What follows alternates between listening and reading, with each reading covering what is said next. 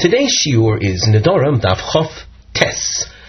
We left off our previous shiur in the middle of a discussion. We had a machlokes between Bar Pada and Ula regarding someone who had sanctified some saplings, and if the term of the sanctification was ad shiyiktitzu, so the Mishnah said they don't have pidyon. Bar Pada mentioned that if a person were to be podeh them, were to attempt to redeem them, they would become re-sanctified until they were cut. Once they would be cut, so you have to redeem them once again, and then they are free of any sanctity. Ula, on the other hand, said, once they are cut, they do not need any further redemption. So we're picking up now on that point at the top line of Daf Tes. You'll notice we have a triangle, and on the side we have a mivneh, a structural note, where we note that the triangle represents a ma'akav, an attempt to keep track of a give and take style Gamora. We are going to be starting with kushos al ula, v'haboim l'hogein olav, questions on Ula's approach, and anyone that tries to defend that approach. The inverted triangle represents tshuvos, responses. You might want to note that Rashi on Daf Tes Amud Beis, at the top of the Amud, says that by the end of this give and take discussion, there will remain a question on Ula's approach without any answer. So, that having been said, we will note also the topic heading, Lefi Ula, according to Ula, Kedushas Domim Polka B'chdi, the sanctity, which is referred to as Kedushas Domim, the value sanctity that was imposed upon these plants, is capable of departing B'chdi without any action. It's just an automatic departure. As we saw, once the saplings were cut, there's no need to redeem them. In other words, you have plants that had sanctity, and because the expression was they're sanctified until they're cut, at the point that they're cut, the sanctity disappears. That's the idea of polka b'chdi. It ceases without any further redemption. Lafi Rava Shemasbiras Ula, according to Rava, who will appear in our Gemara, who comes to explain Ula, Kedushas Domim Polka B'chdi, sanctity that's value sanctity as opposed to inherent sanctity, that in fact departs without any further redemption. And Kedushas Haguf Lo Polka B'chdi. However, something that's vested with inherent sanctity, that's a sanctity that's characteristic of animals that are sanctified to be offered on the altar. Kedushas Haguf, that is Lo Polka B'chdi. That does not cease with naught. Something has to be done. Further, a redemption must be done. Lafi Abaye, we'll see in the course of the Gamora, according to Abaye, Gam Kedushas Haguf Polka B'chdi. In other words, Abaye takes issue with Rava. So the back and forth discussion, you'll see, continues between Abaye and Rava. Now the Gemara, the top line. Omar le Rav Hamnuna. Rav Hamnuna says to Ula, who said that once the saplings are cut, no further need for redemption. So Rav Hamnuna asks, Kedusha shebohen lehechan hocha. Where did the Kedusha go? How does something go to commonality, to chulin, without any redemption? Uma ilu omar leisham. And he embellishes his question with an analogy to a woman and marriage. Imagine a man would say to a woman, Hayom at ishti, ulamochar I at ishti. A man would offer marriage to a woman, give her money, and declare, today you're my wife, and tomorrow you're not my wife. Minafka below get, would she become a single woman without a divorce document? You need to do something. Once a woman is married, she doesn't just automatically become unmarried because you said so. So too with the plants. Even though you cut them, they shouldn't go to commonness, meaning the mundane, departing from sanctity without any redemption. Omar le Rava. Rava answers Rav Hamnuna. You're trying to make your point with the case of the woman and the marriage. Mikomedamis kedushas domim the kedushas aguf. How can you compare the plants, which don't have inherent sanctity, to something that has inherent sanctity? A married woman, we call marriage using the word kiddushin. It's a form of sanctity. Without getting into all of the philosophy behind that, let it suffice to say that the woman, when married, achieves a level of sanctity that we would say is inherent. She is an ashes ish, which is a way of defining her inherently.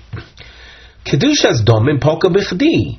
The thing vested with simple value sanctity, namely the value of the item, is sanctified, and that money would be given to the Beis Hamikdash. Something that has value sanctity, like the plants, that departs bichdi, with nothing. Kedushas haguf lo poka bichdi. Something that's vested with inherent sanctity does not cease with nothing. Something has to be done. If it's a sacrifice, it doesn't lose its kedusha unless it develops a blemish, and then it needs to be redeemed. The woman, when she is married, she needs to be divorced if you want to change her status with a formal divorce document. So that was Rava's response to Rav Hamnuna, which in effect was a defense of Ula. Omer le Abaye. Ukedushas haguf lo polka bichdi. Now Abaye comes with a question to Rava. According to what you're saying, kedushas haguf, that needs to be redeemed, or that needs something. It doesn't depart automatically. So, is that really so? That kedushas haguf doesn't depart automatically? V'hatanya. We have a Tanaic source. We're going to refer to this as the Resha. A person says, Shor ze oila kol shloishim yoim, uleachar shloishim yoim shlomim. I declare this animal, a shor, as an ox, an olah sacrifice for 30 days. Namely, if that I bring it within 30 days, it will be brought as an olah sacrifice. That's a type of sacrifice that's completely burnt on the mizbeach after it's been skinned. If I bring it beyond 30 days, it shall be brought as a shlomim. The result of his declaration is, Kol shloshim yoim oila, li'achar shloshim yoim shlomim. If brought within the first 30 days, as we said, it will be brought as an olah, and if not, it automatically transfers to a shlomim. Ve'amai, well, how does that work? Kedushas haguf ninhu upalka bichdi. It had inherent olah sanctity, and it ceased automatically, becoming a shlomim. So Abaye shows Rava that even kedushas haguf can palka bichdi. The response to that is hocha b'may askinon. The case of the sacrifices, the olah shlomim deal, where it seemed that it was polka bichdi, the omar ledomi. The sanctification that was imposed was not an inherent sanctity at all. It was a value sanctity. The Rosh commentary, you'll notice in the first wide line of the Rosh commentary, Hochinami damar ledomi, damar shorze kodosh limocher ulohavi bedom of oila. I'm sanctifying this ox to bring with its value. In other words, I'm going to sell the ox and use the money to bring an olav. Lo nimkar toch shloshim, if not sold within 30 days, achar shloshim imoch v'ovi bedom of shlomim. Then let it sail, yield money that I'll bring with the cash. I'll purchase an animal as a shlomim. That which has value sanctity can expire after 30 days and become, in this case, something else. The Gemara asks, well, if Rava's response is correct, then ihachi emos seifa. Now there's a question that we see here continues down a number of lines down Omid Beis. As you can see, we've marked it. So he says, then state the seifa. Liachar shloshim yoim oila umeachshav shlomim. After 30 days, I declare it to be an olah, and from now up till 30 days, a shlomim. That's the second part of the Tanaic source. So, Amris Bishlama, and by the way, if he says that, it will take hold. So, Amris Bishlama Chada B'Kedushas Haguf Chada B'Kedushas Domim. If you say that we just saw two examples, and one of them is an example of Kedushas Haguf, changing automatically, which we call Poka B'Chdi, V'Chada B'Kedushas Domim. The other one represents a case of monetary value, monetary sanctity. We continue at the top of Omid Beis. Hainu d'Itzrich le Latano lemisna tarti. I need the Tana to cite two examples. Salka, the Salka daita chamina. Had I had only one example, I would have thought Kedushas Domim Poka B'Chdi, Kedushas Haguf Lo Poka B'Chdi. That only something that has value, sanctity, can expire bichdi, without any further redemption. But Kedushas Haguf could not expire thusly. Amtu lohachi, therefore, Tana Tarti, the Tana teaches two examples to teach that even Kedushas Haguf is Poka Bichdi, like Abaye wanted to claim. Eloi Amris Idi Vidi Kedushas Domim, if you will, however, say, like Rava wants to maintain, that both are referring to Kedushas Domim, Loma Li Lemisna Tarti. Why teach two examples of the same thing when, in fact, one of the examples would have certainly been enough? Hashta yesh lomar mikedusha chamura likedusha kalapoka. The case of the ratio where something started with a higher level of kedusha. The olah is a higher level sanctity than a shlomim, and we saw the olah sanctity expiring and turning into shlomim, and if that is effective, so mikedusha kalo lekedusha chamura tzricha lemeimar, from a case like the Seifa, where you're going from a low level kedusha into a higher level of kedusha, do I need to be taught that can happen? Certainly that would be obvious. So with this in mind, we basically are attacking. We've as you can see from the way we've marked the Gemara, we have attacked Rava's approach. We mentioned at the beginning of this sugya that we were going to be left with a refutation, we'll say, of Ula. We have to modify what we said, but all of this is based on the Rashi commentary, and that is that with the refutation of Rava came to interpret Ula. Rava came to say that Ula mentioned that Kedushas Domim is Poka B'Chdi and not Kedushas Haguf. So Rava made that distinction and imposed that on Ula. Here we see that distinction is difficult to maintain. But rather, even Kedushas Haguf is Poka B'Chdi, which is something that Rava had said Ula would not agree with. Now, to justify our commentary, we look at the Rashi, fourth line from the top. Mikedusha kala kloimar shlomim dekala likedushas oila shi chamura mibaya. If I tell you something goes from ola to shlomim, so certainly to go from shlomim up to ola, which is more stringent, do I need to be told that would be effective? Certainly. It's obvious. It would be obvious. So why do I have to teach two cases? Elolav, chad l'kedushas haguf, chad l'kedushas domim.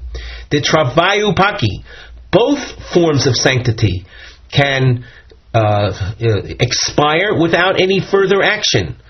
Utiyufta de'ula, veleka piruka. And you can see Rashi says this is a refutation then of Ula. But again, it seems from the flow of the Gemara, it's a refutation of Ula as Rava had interpreted him. Now, the Gemara continues. Lema teve tufto de bar pada, the Omar lo poka kedusha bichdi. If you recall, the end of our previous shiur, we saw Bar Pada, the end of Daf Chof Chesamid Beis. Bar Pada said regarding those netios that had been sanctified until they are cut. Once they are cut, Bar Pada says you need to redeem them again, and that is enough. But he required a further redemption, and all we were dealing there was with simple Kedushas Domim. So our sources with the Ola and the Shlomim would seem to be a refutation, a strong refutation of Bar Pada. So should we say that we have a tiyufta, a refutation of the Omar lo poka of Kedusha bichdi? According to Bar Pada, Kedusha does not expire bichdi, for naught. Omar Rav Papa, Omar loch Bar Pada, hochi ka-omar. I think we should note that Rashi has what seems to be a different girsa in the Gemara. But if you read the Rashi girsa and continue with the Rashi commentary, the Gemara will be a little more clear. So at this point, we have a little star that focuses your attention on the Rashi. Rashi says that Rav Papa tells you that Bar Pada would say Chisurei mechasre v'hachi katani. There is the source that we read was left deliberately abbreviated, and it's to be understood thusly. Ha'oimer, and we're reading in the Rashi. Ha'oimer shor ze oila kol shloishim yoim. Ume'achshav li'achar shloishim yoim shlomim. Person declares an animal to be an olah for 30 days, and from now, after 30 days, a shlomim. The result is kol shloishim olah li'achar shloishim yom shlomim. Dahayil v'yomar me'achshav, since he inserted into his language, into his statement, that key word, me'achshav, chal olei shem shlomim me'achshav, the title of shlomim, the name shlomim, sets upon this ox from right now. Of course, in potential, but there's a we'll call it a shlomim reality that exists right now. Mishum hachi have a shlomim lachar shloshim yoim, and therefore after 30 days that reality can manifest itself. The kedushas haguf poka behachi bichdi. In this fashion, kedushas haguf can expire with nothing further. Hoyel v'yomar me'achshav, because he inserted that key word. Avol im loy omar me'achshav shlomim zachar shloshim yoim. If he doesn't say me'achshav, then oila have afilu le'achar shloshim yom. Tahasam lo poka kedushas haguf bichdi.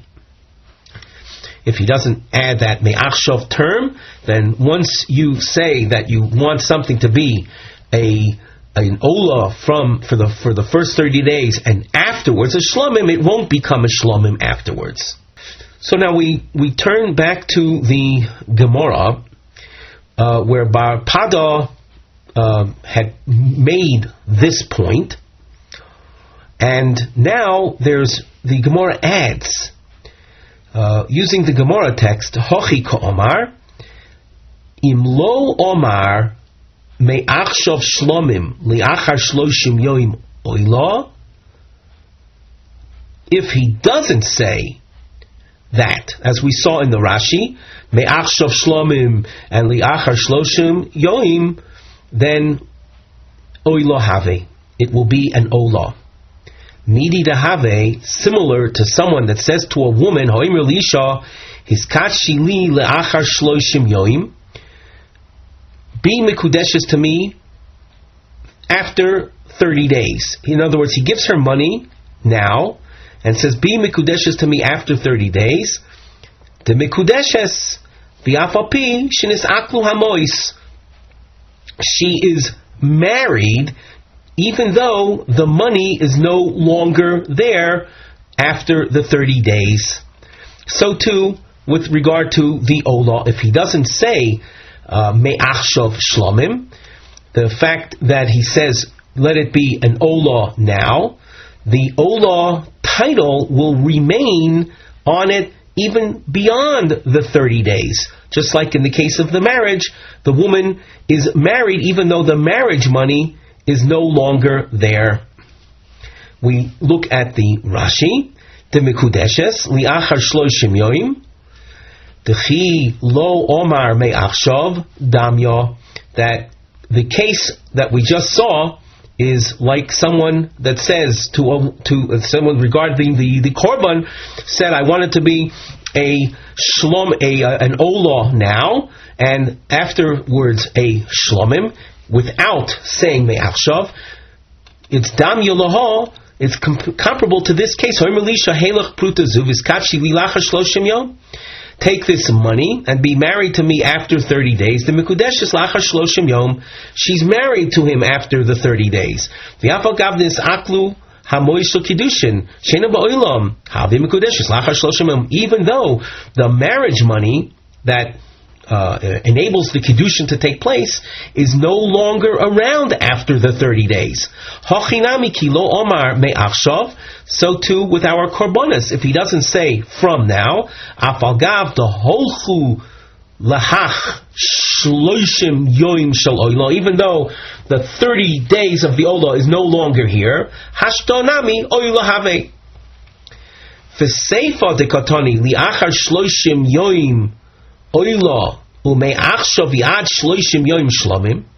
The seifa of the Tanaic sources that we saw that says after 30 days let it be an olah, and from right now it is a shlomim. The achar shloshim yom have a olah poka kedusha shlomim. In that case, after 30 days, it becomes an olah, and the kedusha shlomim that was there initially departs. Afagav the lo omar me'achshav, even though he didn't say regarding the olah the term me'achshav. That's because at the beginning of his statement, he said, after 30 days it should be an olah. That was the opening statement. Since he mentioned olah at the very outset, it's as if he used the term me'achshav.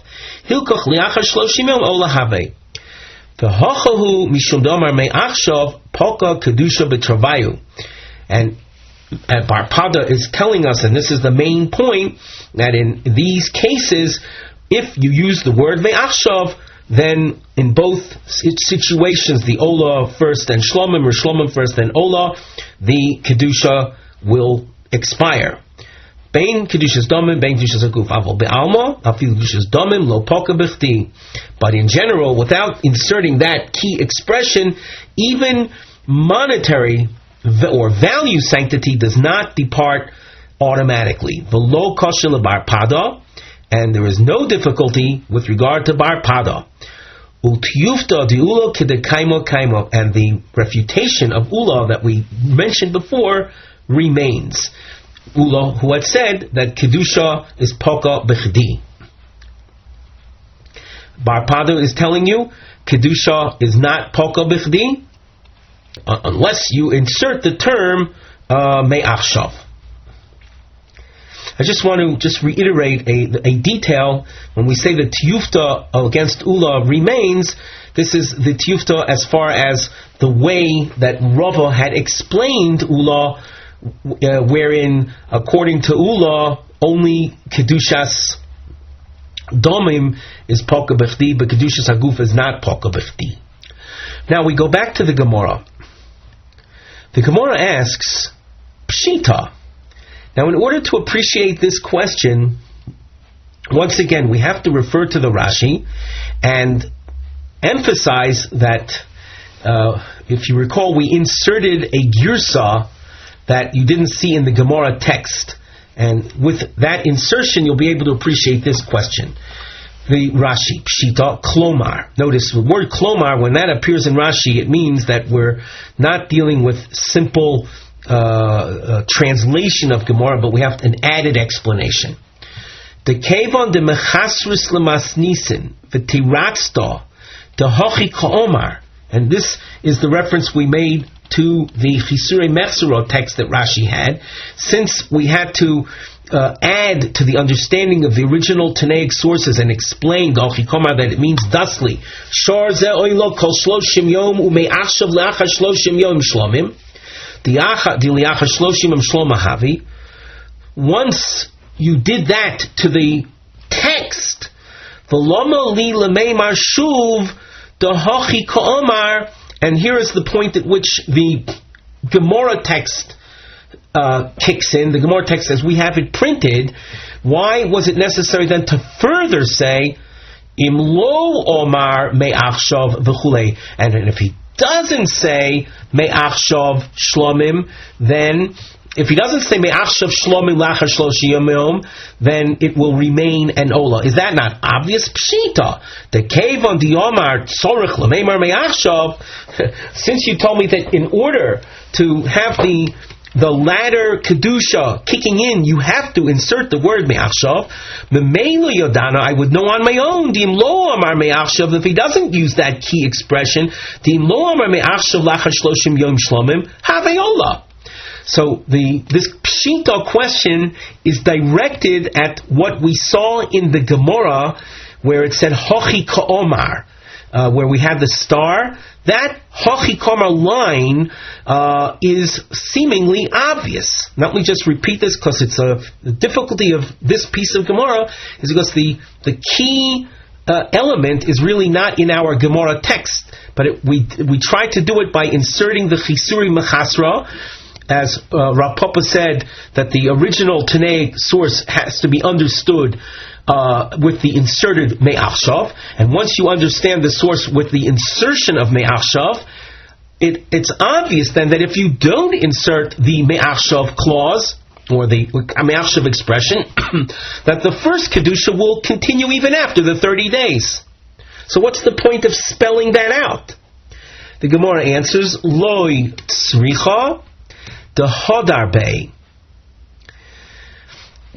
What this is referring to is where a person would say that I want it to be for 30 days in Ola, and then after 30 days a Shlomim Me'achshav. He puts the word Me'achshav at the end. What we're telling you here is that if you do that, it won't work. And in order to see this, we look in the Rashi once again. Tritz lo tzricha ihodarbe dihave kotoni kideko amris. If the Tanaic source would have been as you said, dileachar shomar shor ze oila kol shloshim yom uleachar shloshim yom shlomim have oila. Notice, if he declares it an Olah for 30 days, then after 30 days, a Shlomim. Now there's no Me'achshav here. It's an Olah. And here, the Gemara is adding, Afal Gav, the Hashta Hodar Bev Yamar Me'achshav, even if he were to insert the Me'achshav now, Hayil Ume'ikara Kishamar Kol Shloshim Yom Olah, Lo Amar Me'achshav Kodim Shomar since he didn't insert the Me'achshav expression before the reference to the post 30 day Shlomim, v'lo klum komar, and it's ineffective. And in that case, it will remain an Ola even after 30 days. The whole Kamash Malon. It's the following that we're being taught. The Dafka Bo'inon Shiomar B'tchila Me'achshav. The text has to be very precise. You can say I wanted to be an Ola for 30 days, and now, and me'achshav li'achar shloshim yom shlomim. That's what Rashi says. They have to say first, me'achshav kodim shem li'achar shloshim yom shlomim. So that the Gemara is being very, very precise in the positioning of the word me'achshav, and not just any insertion wherever you like would make it effective. Just a couple moments ago, we saw in the Gamora Rav Papa explaining Bar Pada and using an analogy to explain in the absence of me'achshav, it would be like giving a woman money for marriage and stating, I want you to be married to me after 30 days. And even if the money that was there originally is no longer present, she is considered married after 30 days. And that was the parallel to someone vesting the animal with Ola Kedusha, though stating it should be a Shlomim after 30 days. No, the original Ola Kedusha will continue after the 30 days because he didn't use Me'achshav. So now the Gemara says, Hanicha lamad omar eino choizeres. The analogy that we'll say the original marriage takes effect at the 30-day mark. If you take the position, and there's a machlokes on this topic, there's a controversy on this topic, that analogy is effective, is true if you say that the woman could not accept marriage from another man within the 30 days. Let's take a look at Rashi. If she were to accept marriage from a second man within the 30 days, she's not going to be considered married to that second guy. We can maintain the analogy that we had before, that original Kedusha will continue afterwards. Back to the Gemara. But according to the opinion in the marriage case, that the woman who was presented Kedushin with the proposition that it will kick in after 30 days, and within the 30 days, her acceptance of Kedushin from another man would be effective, then how can that analogy be made? And we look again in Rashi.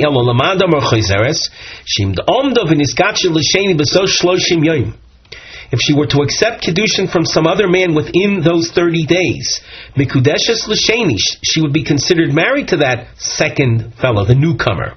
Hechi motzi l'meimar, how can you say the chilo omar, that if he doesn't say me'achshav li'achar shloshim yoim, oy lahave, that the original Ola Kedusha would continue.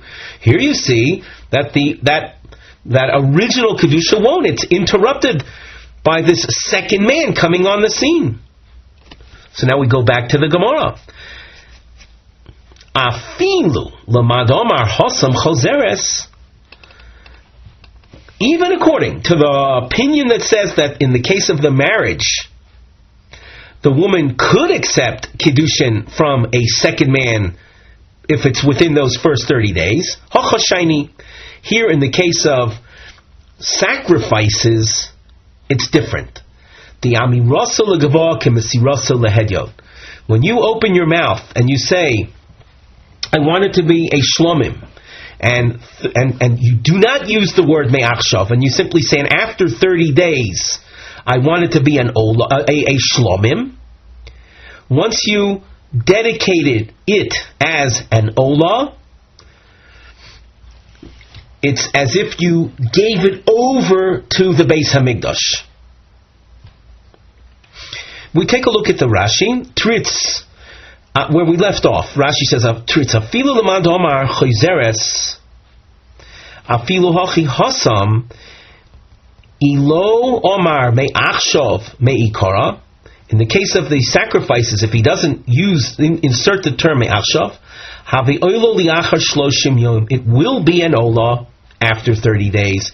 The amiras legavot k'misras l'hedyo v'kevan domar me'achshav oila v'lo omar me'achshav shlamim lo poko b'chdi u'lolam havi oila. Since he didn't actually say me'achshav olah, but he said I want it to be an olah first. That's, as we saw before, that's the equivalent of saying me'achshav. And he didn't have the me'achshav expression with the shlamim. The original olah kedusha cannot expire with nothing.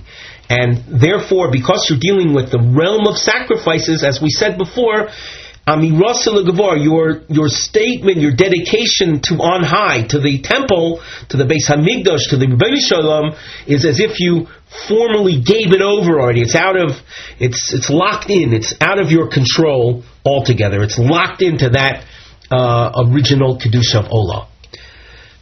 Yosef, Rabbi Ovid, Rabbi Yitzchak, Rabbi Kamei, the Rabbi Yirmiyah, the Commonality, Rabbi Yirmiyah.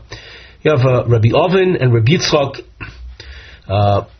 seated in front of Rav Yirmiyah. Rav Yirmiyah is dozing off. Parenthetically, you can see sources in the Shas that their Torah learning shiurim started at the break of day, at dawn, and they would have the learning sessions, the shiurim, the lectures going for many hours. And for fatigue to set in at different points in such a dedicated, arduous learning schedule, this is only to be expected. So realize that this is after quite a long effort of learning, as we are suggesting. So you see Rav Yirmiyah dozing off. Yasvi v'Kamri and Rav Ovid and Rav Yitzchak are saying as follows: Labar Pada the Omar Podon Chayzrus V'Kochos. According to Bar Pada, that says that when you redeem the Netios, they become sanctified. And Bar Pada said even after they're cut, even though the original sanctification was I want them to be sanctified until they're cut, Bar Pada says that even after they're cut, there is the need for a further redemption. So, according to Bar Pada, Tifshot the boy, we're at the top of Daf Lamed. Tifshot the boy Revoshaya. Let us use this information to conclude, to resolve a question that Revoshaya asked. Rashi at the top line, Tifshot the boy Revoshaya v'chulei hochanami hadav kedishi t'chihechi d'hosam omar lo li'achar shagarshech. Rashi is referring to what we're going to see very shortly in the Gemara, to a man who said to a woman that I'm marrying you I'm presenting you with 2 coins, and with one coin you're married now, and the other coin I want you to be married to me after I divorce you. So at that point that he does divorce her, she leaves the husband's domain, shetis kadesh, that she should be automatically remarried with that second coin. The hainu dumyo lachar sheniktetzu shiyotzon rishus hegdish the matzrich lehu pedia. Bar Pada, nevertheless, even though the saplings left the realm of kedusha, his sanctification was only until they're cut. Once they're cut, they're no longer sanctified, and yet the sanctification kicks in automatically.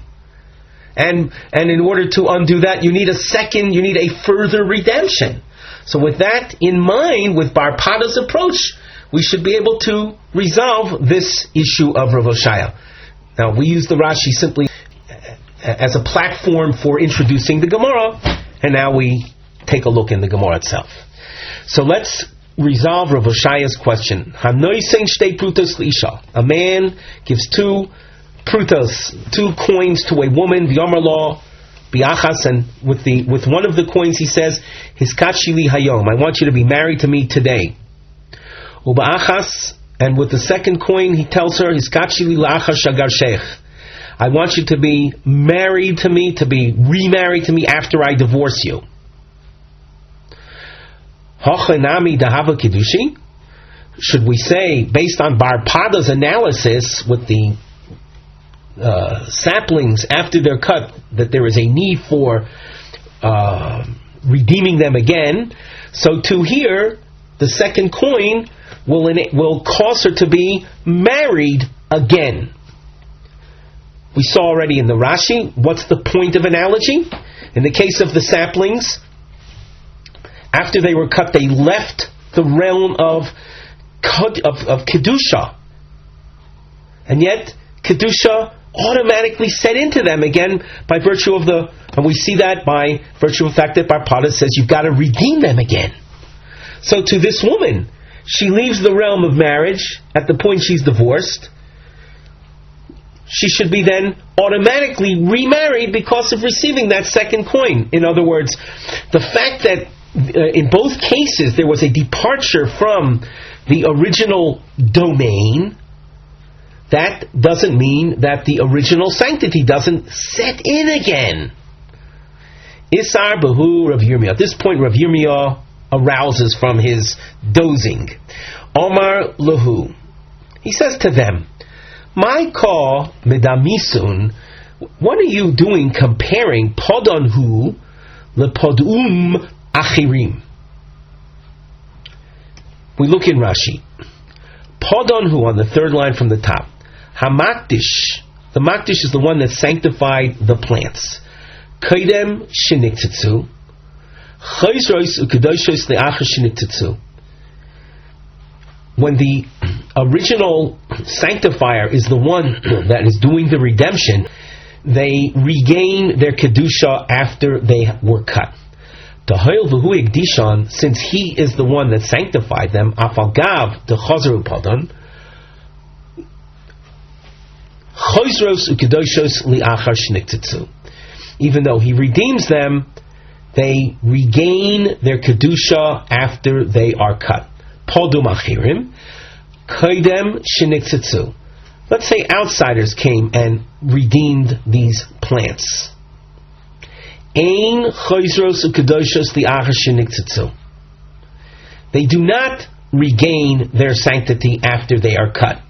In other words, the Bar Pada's original din of the plants regaining their sanctity after they were cut is only in the case where the one to redeem them before they were cut was the original sanctifier.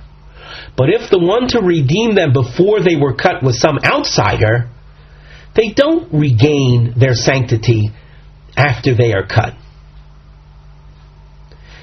And the Rashi goes on, the Isha shekonsa atzmo beget midas atzmo, the woman who had been married with the first coin and then divorced, she gains her own bailus. She gains control over herself after she gets the get. She's in her own control. Ein cholin olel kedushin. The marriage represented by that second coin will not kick in automatically. De kipadua achirim damya. That is like the case of outsiders redeeming the plants. The ein chozros ukedoshos. They don't become sanctified automatically again. L'gabi shonami eina mikudeshes. Therefore, with regard to the woman, she doesn't become automatically remarried. So we continue in the Gemara once again. Rav Yirmiyah says, how are you comparing Bar Pada's din to the case of the woman?